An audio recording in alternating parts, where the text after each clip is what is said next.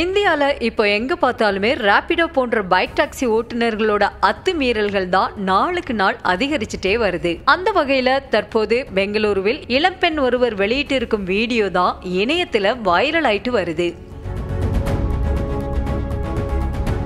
இந்த வீடியோல இளம்பெண் ஒருவர் பைக் டாக்ஸில ஏறி போயிருக்காங்க.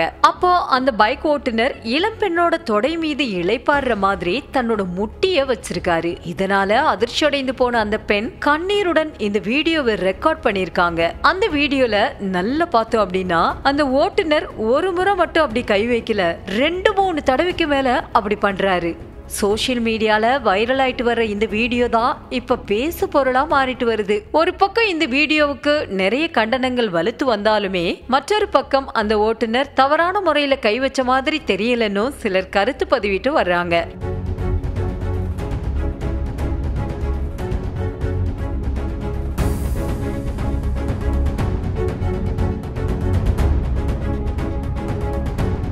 எது எப்படி இருந்தாலுமே ஒருத்தங்களோட அனுமதி இல்லாம அவங்கள தொடுறது கொஞ்சம் கூட சரியில்லை. இது பெண்ணுக்கு மட்டும் இல்ல, அனைத்து பாலினத்தவர்களுக்கு பொருந்தும்னு பலரும் தங்களோட கோபத்தை வெளிப்படுத்திட்டு வராங்க.